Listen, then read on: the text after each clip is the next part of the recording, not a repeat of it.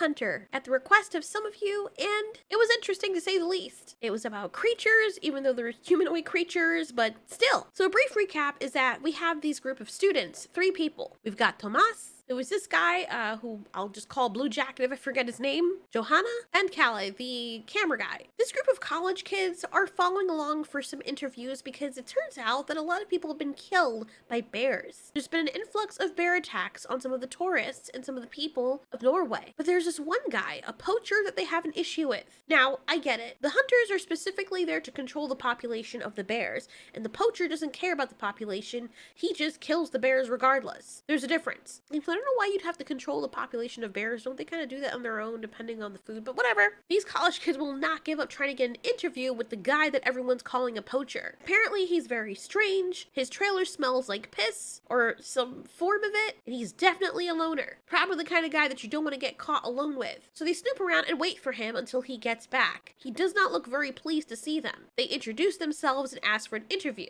He basically says get lost, and they hang around anyway like little vultures. At least they're respectful about it, because I know some paparazzi people would not be. Then again, they are training to be reporters, so they're kind of training to also become vultures in a way, which, like, why would anyone want that job? But I get it. Except it literally is a job where you're supposed to make people uncomfortable at some point in time or for your entire career. They also put a bug on his trailer, which honestly I think is very disrespectful, because they want to hear who he's talking to or if he says anything inside, and they hear him having a conversation with someone, but only hear his end, saying that he'll find whatever it is he's going to find tonight. Everyone thinks it's the bear that he's talking about, but they decide, these college kids, that they're going to go ahead and follow this guy. Like, what if he was a crazy serial killer or something? You seriously going to follow him out to a remote area so he could snap your arms off and feed them to his dogs if he had any? They also note that his Jeep has some weird claw marks in them. Things start to get weird when this politician, or whoever this guy is supposed to be, finds a dead bear and a whole bunch of people reporting on it. A lot of the hunters are saying that those tracks around the bear don't look like bear tracks. There are bear tracks around there, but then there are other types of tracks, and people are like, what is this? What made these tracks? Again, the guy's on the move, and they decide to follow him some more. He takes the ferry,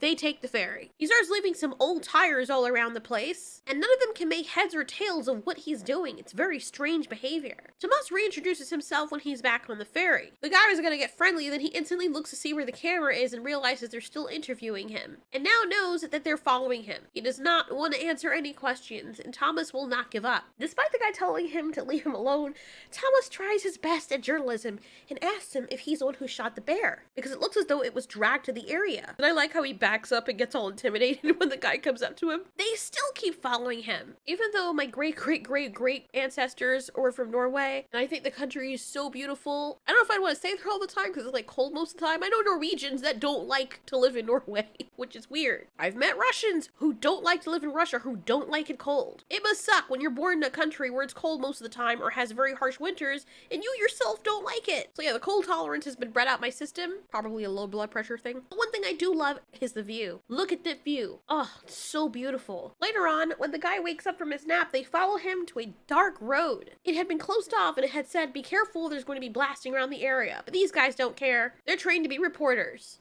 And they hear growling and weird lights shuddering. Now, I know watching that it does not sound like a bear, and I'm pretty sure they know that too, but they're like, nah, it'll be fine, I think. What the hell is going on? Then they get a rude awakening with this kind of Stranger Things kind of feel. The poacher guy comes back towards them in a fit of terror, I guess. Not really terror, but he lets them know, you don't want to stay here. You need to leave. And at that point, I would not ask any questions because, as you can see, the guy himself is also leaving in a hurry.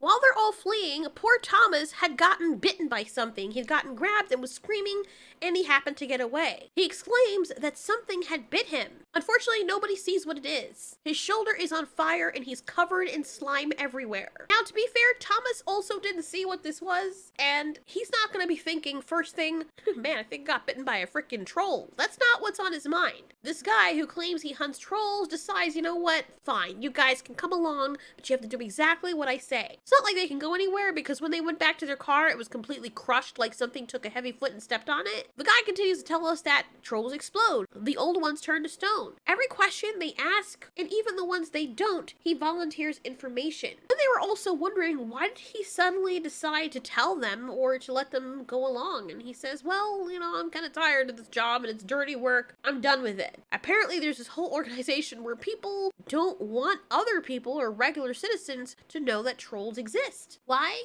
Don't know. While they're hunting, they're supposed to put troll piss and stench all over themselves. I'm guessing the troll stench that he's talking about is an amalgamation of piss and The group of friends all thinks that this is a joke, that this guy is trolling them, get it? Until, yeah, things get real when they see the troll themselves.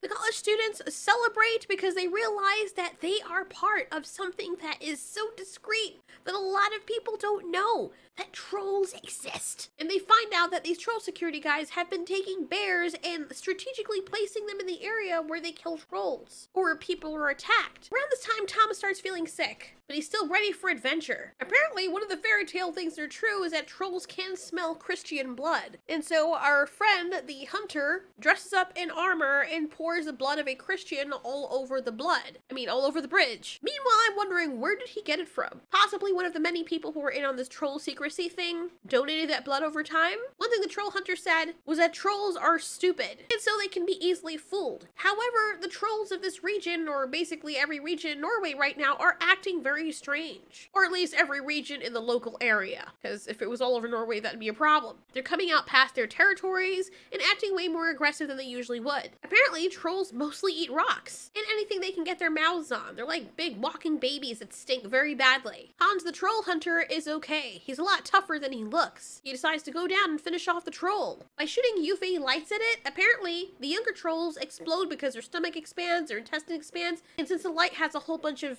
vitamin D or something that gives them calcium, their bodies can't handle it. They gave a scientific explanation as to why it makes sense that trolls explode and why the old ones turn to stone. Like the SCP Foundation, they answer strange calls of strange happenings around the environment. You see, this looks like a tornado did it, or that's what these people were told. But the troll hunter and his posse know that it wasn't a tornado. That it was actually 3 trolls that went through there. Funny how the college students are always giving hints at people like, hey, you don't think it's odd that this is happening? Because they want people to know about this, but I'm like, why are you doing that? Why are you? Finn, the politician guy, made it very clear that he did not want them doing that. And he all but made a threat that he was going to make sure that he got that footage from those students. They were going to walk away with it. Well, their next adventure is to go to the caves of those 3 trolls. But it's okay though. Hans the troll hunter says nobody's home after he blew a horn to see if anyone would respond. My thinking was if he blew that horn, wouldn't the trolls come running? But I guess they can't hear past a certain point. Anyway, the camera guy is very, very nervous about going in there, and he keeps rubbing troll stench all over himself. They found trolls scat and skiz everywhere, and the troll hunter deduces that this is actually a troll lair. Unfortunately, they should have left a little sooner, because Hans quickly tells them that, I think they're coming home, and we're a little bit far away from the entrance. As if by irony, the camera crew and the troll hunter become Goldilocks of the 3 bears entering their lair after a long day of God knows what. Ooh, actually looking, it seems like there's more than 3, which is really bad. You know, the one thing I take notice of and I can't help but focus on are their dildo-shaped nozzles. Why are trolls depicted in some stories as having such long noses? Seriously, what is the evolutionary benefit of that? And don't tell me it's to smell well. Are they evolving into cave elephants? Do they use it to please each other and stuff their face pegs into their wives? If the wives have it too, do they reciprocate? Do they jerk off their noses? Does stuff come out when they finish? Like, I have so many questions. So there is something in existence that looks like a primate like those trolls with a nose like that. The proboscis monkey. Researchers believe that the male's mating call is amplified by their long pleasure-seeking smelling sword. Why are their bellies so big? Like, what the hell is that? Oh. crap. The proboscis monkeys, it helps them identify females and even scare off possible predators. At least that's a theory right now that they have. For all we know, these trolls might have nose slapping competitions. Anyway, we do know that trolls in this movie can smell exceptionally well, especially if you're a Christian. Why is it that trolls have a keen sense for people who are Christians? I don't know. Anyway, the group has to head back into the cave to hide. This guy's freaking out. The group settles down and the troll hunter gets comfortable knowing he's probably going to be there for the whole night. See, the badass that he is doesn't seem the least bit worried. And the only person who seems worried is the cameraman, who later reveals that, to everyone's horror, he's a Christian. Not to mention he's fidgeting and trying to rub as much of the troll stench on him, and he's freaking out and sweating in the process. Everyone's like, dude, relax, you're making me nervous. The troll hunter has no problem just sitting there, and the trolls start farting. Cameraman asks him for more troll stench, and people are like, relax, what is your problem? Hva du stresser for? Jeg kristen! Jeg tror vi skal daue! And then why are you screaming out loud? Why are you screaming out so freaking loud? Okay, so you're Christian. That sucks. You put everybody in danger. But do you have to scream at the top of your lungs that you are? And of course, not just that, but the noise of that wakes up the trolls. And maybe just as that moment as he's sweating his ass off, they start smelling his stench.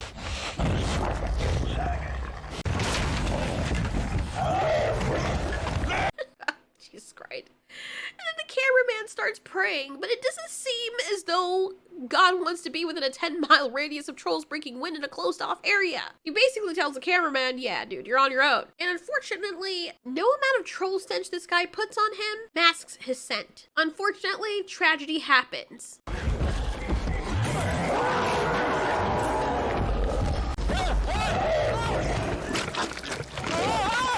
You see, if I knew I was a Christian and these things were going to kill me, and clearly you're scared because you don't believe God is going to save you, renounce his ass. Do anything you need to survive because clearly nobody's coming to save you. And what does not help you in this situation right now is believing. And I don't even know if that would work, because if you were a devout Christian and then you suddenly within the few seconds that you have to renounce God, does the scent of Christianity still linger, and how long does it take for the smell to go away? Or does it like instantly go away the minute that you're no longer Christian? It doesn't matter, it's all cool. Because in the Christian religion, if you die, you go to be with the Lord. That is if you didn't do anything sinful moments before you got killed. Or I guess before the last time you asked for forgiveness. The only person who seems really broken up about all of this is Thomas. But they must continue because there are more trolls at large. They basically replace the camera guy with this other girl who's Muslim. The troll hunter says, well, yeah, we'll just see what happens, because if you're Muslim, I don't know if that makes a difference or not. You still believe in something that's basically a god, so yeah. They really should be more specific about that. Like, is it all gods or just the Christian God? Unfortunately for this poor girl, she has no idea she's going to be filming trolls. I mean, this is something they probably should have told her. But no, they keep it hush-hush because they need a camera person.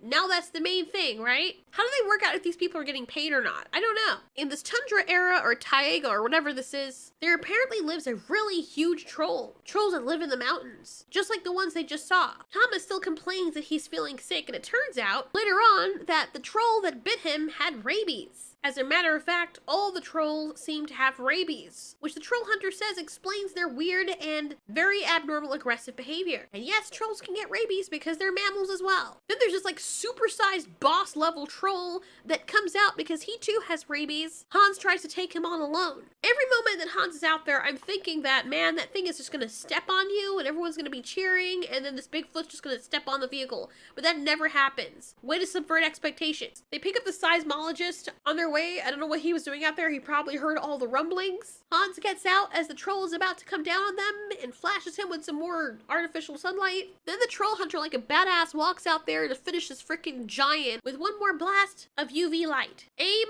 fire. Oh, wait, what the hell was that? He did it. This old ass troll turns to stone. Everyone cheers, and it's a very happy time because Hans, the superhero, defeated the troll. And we think it's gonna be a very happy ending until the politician dude, Finn, comes onto the scene and then starts chasing the students. They know that Finn had said that he was going to take the camera and the video from them. I don't know how they expected to outrun some SUVs in snow on foot, but yeah, that doesn't work out very well. At first, I didn't even know why they were running. I'm like, you could just take out the tape or whatever and hide it, but you know, they catch them. And then what happens next is interesting. The movie ends. We're made to believe that a truck hits them, but then at the end of the credits, it says that the recordings end here and the teenagers are gone. They literally vanished without a trace, which means that yet Finn and the others made them disappear, but not the Trollhunter. The Trollhunter did not want that to happen and probably didn't even know that would happen, since this is the first time he ever let someone film. And again, everyone is like, yeah, we don't know what you're talking about. And even though the Prime Minister had let it kind of slip out at a conference, at large, nobody believes that trolls exist. What I found interesting was the lore of the trolls. It almost had this How to Train Your Dragon sort of feel. I think these ones were the scariest ones, maybe because they hunt in groups, and their noses seem to be the longest. Their noses look like literal, come on, dude, come on. Low-hanging fruit indeed, literally. No, you're just nasty-minded, Artiore! Bitch, stop. You don't have to be nasty-minded to know what that looks like. It's not like it kind of looks like it. They literally are wearing a dildo on their face. What was kind of sad was when Hans was telling us about what happened with the trolls and how he was sent in to kill off newborns, females, young trolls. Even though they're just animals, as he said, they still have feelings, and it doesn't make him happy to hurt them. When everyone else calls him a hero, he continues to deny it because it doesn't feel like it's hero work to him. It feels like it's dirty work. He's tired of it. This was a cool adventure movie, or found footage, whatever you want to call it. I'm glad we got to see a lot of the trolls. It mostly was just everyone just walking around and running around and trying to find them, but it gave it an air of realism. I really don't see what the point is, though, of hiding that they exist. It's not like people are hiding their existence so they can keep them alive. They're hunting them and killing them, so that part makes no sense. But there, I finally saw the movie. It's not a movie that I'll remember for all time and be like, this is so iconic, like Tremors. But it is interesting because they're new creatures and the lore and their behavior is actually very interesting. Makes you wonder what other fantastical creatures are out there. Anyways, thanks so much for watching. This has been Ultiori. You ask, we answer.